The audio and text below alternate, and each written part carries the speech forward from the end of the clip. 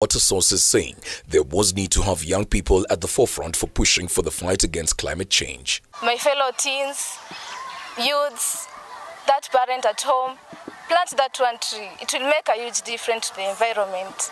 Generation restoration, together we can. Intending to plant across at least the next 18 months to plant 130 fruit and agroforestry trees. In Mombasa County, where plastic waste continues to cause sea and water pollution, environment stakeholders led by Mombasa County CEC for Environment, Pauline Oginga, have reiterated the need to enhance efforts towards the fight against water and plastic pollution for the purposes of conserving the environment. Tunajua fika kwamba hizi vitu vya plastiki vinaua, especially marine, kwa sababu ni vitu ambavyo haviozi wala haviwezi kuharibika.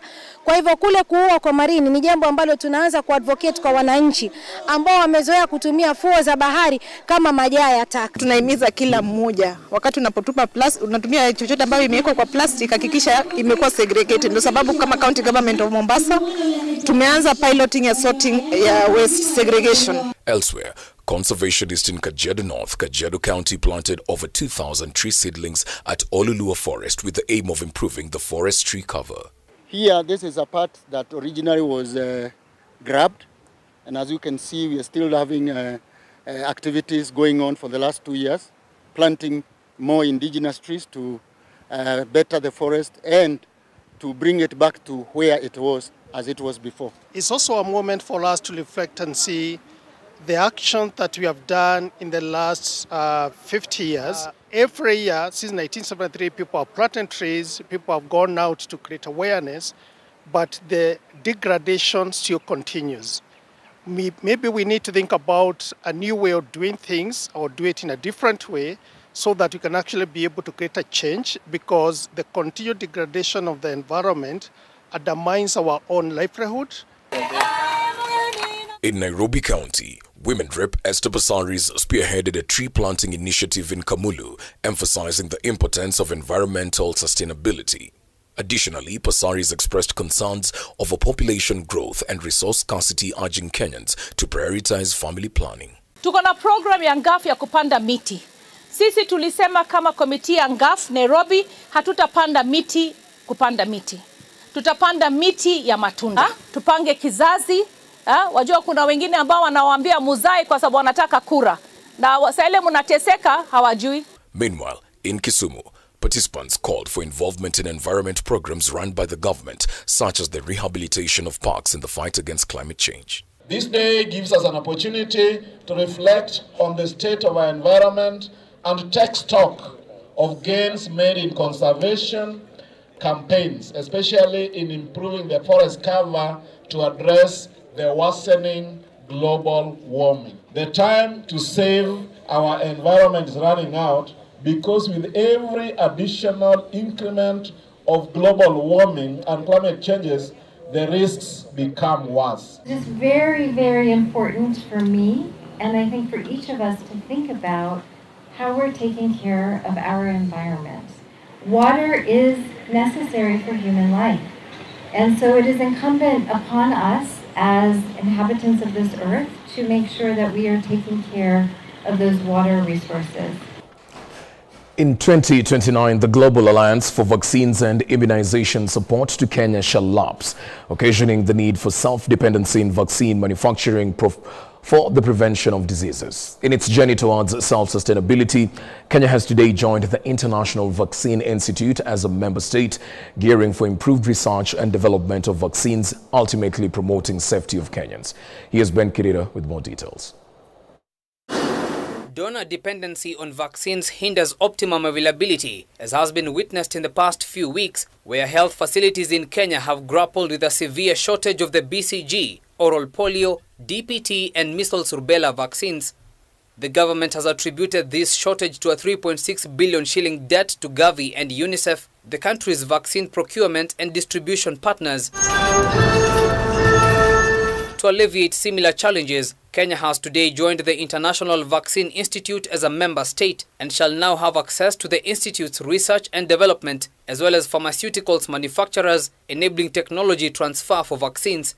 President William Ruto, while speaking at Kenya's ratification of the IVI Treaty in South Korea, pointed out that increased vaccine availability will enhance the delivery of Kenya's primary health care. Making vaccines universally accessible to all our people, regardless of nationality and status, is an urgent imperative that we must respond to without any hesitation. Kenya and IVI together could advance our shared vision of a strong and sustainable vaccine ecosystem that advances science, prevents disease, and saves lives. The institute is set to establish a country and project office in Nairobi that is poised to increase vaccine availability, enhancing the delivery of Kenya's primary health care and adequately support disease prevention. Under this partnership, we will strive to strengthen our health systems by assuring commodity security through research, development, and manufacturing. The surest way to prevent disease, Your Excellency,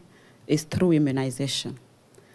We can only achieve that by investing in vaccines. Kenya is also keen on partnering with the African Union Commission, Africa Center for Disease Control, the Africa Medicines Agency, the World Health Organization, and the IVI to strengthen the continent's vaccine production. We are mobilizing resources to make sure we provide a mechanism for ensuring that we sustainably have vaccine manufacture in our continent. Kenya's partnership is ultimately hoped to propel the actualization of universal health coverage. Ben Kerera, K24, Nairobi. The family of a 25-year-old man from Kawangware alleged to have died by suicide in a police cell on Tuesday is now demanding justice over what they claim was a police cover-up. Before his death, the late Hussein Bacho was reported to the authorities after an altercation with an acquaintance at a local car wash, leading to his detention at Kawangware police station. Gertrude Bugay has more. This was the somber mood that engulfed family and friends of the late Hussein Bacho, who gathered at the Nairobi City mortuary earlier today. Yesterday, tensions ran high in Kawangware as residents protested the death of the 25-year-old who died at Kawangware police station. Ati amejinyonga, tena polisi naye pia anatuambia ati ni mob justice. Najua tuelewi, tunashangaa. Gi alikuwa msee wa watu, alikuwa na good vibe, alikuwa anapenda watu. Hata ungepatana naye hata kama umekasirika utafurahia. Inaniuma juu huo Saddam ni hajainifurahisha.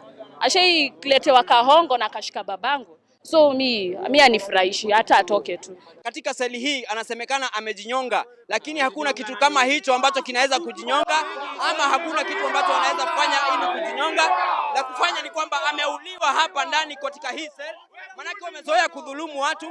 According to police reports, the late is alleged to have died by suicide moments after he was detained at the Kawangware police station following his arrest after an altercation with an acquaintance at his workplace. However, the family maintains that the incident was foul play under police custody. Ndugu yangu sidhani ati stress ndio inaweza mfanya ajiue.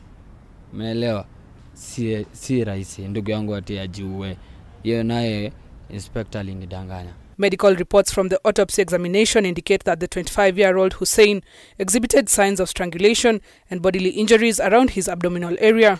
Mimi naona tu ni hao ndo alimuua ndugu yangu. Inspector ndo alifanya hiyo kitendo kumuua ndugu yangu. Hao walikuwa wanampiga, unaona? Wale wanampiga kila mahali, unaona? The family is now demanding justice, even as the late has been laid to rest at the Kawangware Muslim Cemetery. Ana deni, yani hana ugomvi na mtu. Ndugu yangu ni hasla, ni mse anapenda yani kufanya kazi ya kaosh, ya mtu wa kaosh yani ndugu yangu. Alafu ni mtu wa watu. Gertrude Burgay, K24 TV. Well, let's now get some business news. For a long time, elections for tea directors have been marred by protests, boycotts and confusion over changes in the voting system. In a move aimed at addressing these issues, Cabinet Secretary for Agriculture Mithika Linturi has announced that the Kenya Tea Development Agency has entered into an agreement with the Independent Electoral and Boundaries Commission (IBC) to conduct this year's elections. Over 600,000 tea farmers from the 54 KTDA managed factories across the country are expected to participate. Linda Koskei tells us more. Historically, Kenya Tea Development Agency (KTDA) elections have been characterized by farmers rejecting proposals to switch to a polling station based on sheer strength, arguing it would unfairly empower a few individuals to impose on popular leaders through their higher number of allocated votes. In a significant development for the upcoming KTDA directors' election, the agreement was signed last week between KTDA and IEBC, entrusting the electorate body with the supervision of the voting process across the tea-growing zones. We have agreed by consensus that the election will be conducted by the Independent Electoral Boundaries Commission because of their history of conducting free, transparent elections. This partnership, according to Agriculture Cabinet Secretary Mithika Linturi, is intended to bring credibility and order to an election process that has historically been contentious. Confidence building in these elections is very critical, and we do not want anyone to have any doubt that there is that commitment from the side of government to oversee the election. We want to the will of the people, of the farmers of this country, to be manifested through this election. The Memorandum of Understanding MOU stipulates that IEBC will provide all the necessary voting materials for the poll, which is slated for June this year. Among the requirements for a candidate are a refundable fee of 10,000 shillings, an ID card, a grower slip for the 12 months preceding the election date, among other things. Qualifications of directors to be O-level certificates. The kilograms of green leaf to be used shall be in accordance with the respective articles, and in particular kilograms from June 2023 to May 24. The payslip to be stamped by the factory unit manager as proof of the amount or kilos the respective candidate will be having. Over 600,000 tea farmers from the 54 Kenya Tea Development Agency managed factories across the country are expected to participate in the elections. This represents a significant voter base that underscores the importance of a transparent and efficient electoral process. The Ministry of Interior and National Administration has also committed to take full control of security so that there is no disruption, so that our farmers can be able to exercise their will through the ballot on the 28th. However, questions have arisen regarding the IEBC capacity to run the elections effectively given the current state of the entity. Despite these concerns, the agreement outlines that IEBC will appoint returning officers for each factory and publish a list of qualified candidates, including the voter register, in all tea buying centers ahead of the election. The election, set for June 28th, promised to be a landmark event in the governance of KTDA, with the potential to set a new standard for fairness and transparency in the election of tea directors. Linda Koskei, K24 TV. Kenya is actively pursuing strategies to make the country self-reliant in furniture production, reducing dependence on imports. This initiative was highlighted during a forum by Fintechs East Africa, where key industry stakeholders agreed on policy measures to bolster the sector. The event led to the signing of 3 memorandums of understanding. The first agreement between African Trusted Partners and the Kenya National Chamber of Commerce focuses on advocacy and economic cooperation through exhibitions. Another MOU between the Kenya Forestry Research Institute and ATP aims at strategizing the furniture industry and enhancing industrial wood supply, while the third MOU was between KEFRI and the Furniture and Timber Traders Association. How can we get species? How can we green these areas? And those are the ones which are suffering with the flooding as well. So thank God, we do have a fast-growing indigenous hardwood called Melia vokensis. There is lack of policy. It's coming up. We are working on it. And I'm hoping that to give you some snippets in that policy, we are going to define really what is Kenyan furniture so that you know what is required. We had Elgon teak. We had camphor. Those are very, very beautiful wood with very nice patterns. But unfortunately, we depleted those trees. So to have leverage on other furnitures across the world, you must have a product which stands out. And you know, tree is natural, but you have to plant it. So we are not measuring the exhibition on number of people who is going to come and walk and go. We are measuring that how many business deal is going to be happen during the event and with what value. That is the first and the most important unique. Over 200 civil societies have come together under the National Public Benefits Organization Consortium. This consortium emerges amidst the long-awaited realignment of the PBO Act, a process lingering for 11 years since its passage. Frustrated by the disarray within the former NGO Council, they seek to champion inclusive implementation and are demanding dignity and inclusivity for all, echoing the Act's mandate to devolve power and safeguard PBO rights.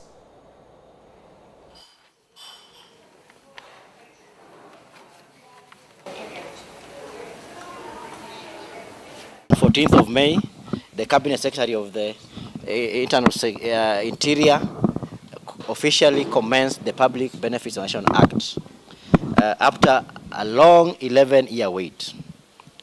And the PBO Act has requirements that must be met by organizations, including CSRG and other groups, NGOs and CSOs within the country, that were registered under the repealed NGO Act. As PBOs, especially from the grassroots, to form the National PBO Consortia, to fight for the welfare of the PBOs at the grassroots, and we want devolution to be our learning call. Hakuna jambo linalotakikana kupitishwa Kenya kabla halijapitia kwa wananchi wa kawaida.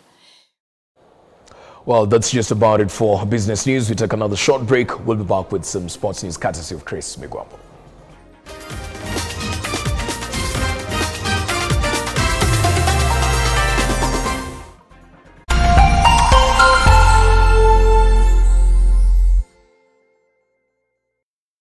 Are you a church and seeking to reach an even bigger congregation?